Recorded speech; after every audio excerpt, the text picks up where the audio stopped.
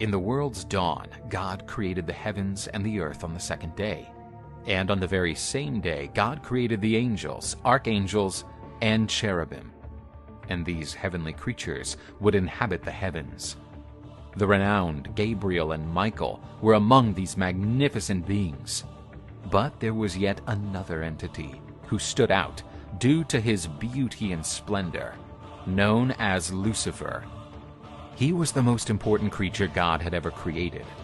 But although he had so many qualities, or perhaps due to that, Lucifer was taken by pride. This is the vice that leads to arrogance, vanity, and endless haughtiness. Pride was one of the 7 deadly sins. The proud Lucifer considered himself to be so perfect that he decided to create his own throne, placed even above God, since he wished to be like God. To accomplish his plan, the evil angel deceived the other angels around him. Therefore, the father of falsehood had by his side a third of the angelic beings who inhabited the heavens. Together, they would unleash a battle for heaven. But Lucifer encountered an outstanding opponent, Archangel Michael, who commanded the heavenly militia of God-loving angels. To defeat the Lord's angels, Lucifer turned himself into a mighty dragon and dueled against Michael, who wielded a flaming sword. Notwithstanding all his might, the dragon did not defeat Michael, since the latter had God by his side. Lucifer and his evil angels were banished from heaven.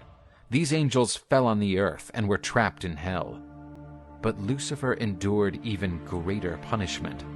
He, once the most beautiful angel, was transformed into the heinous Satan.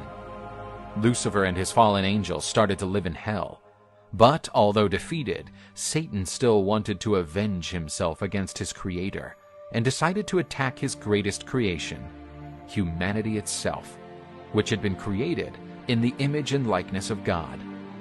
A serpent-shaped Satan entered the Garden of Eden and convinced the innocent Eve to taste the forbidden fruit.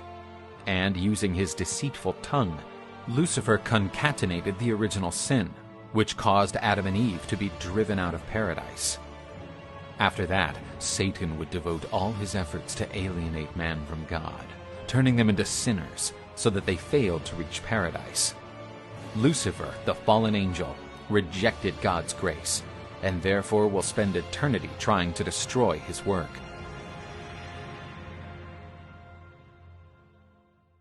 Lucifer, the angel of light, the most angelic of beings.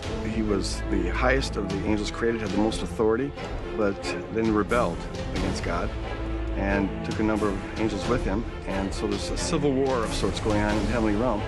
And he's the head of the whole thing. Since the Middle Ages, he's been depicted as, this red beast with horns and pitchfork and hoofs and tail. There's a reason why Satan looks like he does, and one need look no further than Pan, the god of the mountain wild and Greek mythology, to see the real roots of Satan's diabolical persona. Pan, the god of fertility, had cloven hooves and a tail and horns, symbolizing lust. And of course, the early Christians were not fond of lust as a positive thing. So using these pagan symbols, they evolved into being projected on what would be considered something evil. There's something about the fusing of the animal and the human that is terrifying to us. It represents something that we fear might be inside of us, this animalistic side that wants to devour and kill. Pan and Satan fascinated the famous poet Dante, who took liberties with both characters and crafted the Inferno. Dante is a great example of the power of a compelling story. He creates this elaborate hell, and then, 1,000 years later, we're all taking this as kind of religious canon. And that's because it's good storytelling, and it's great detail, and it resonates with us kind of emotionally. And so we take it and we assume that it's always been true.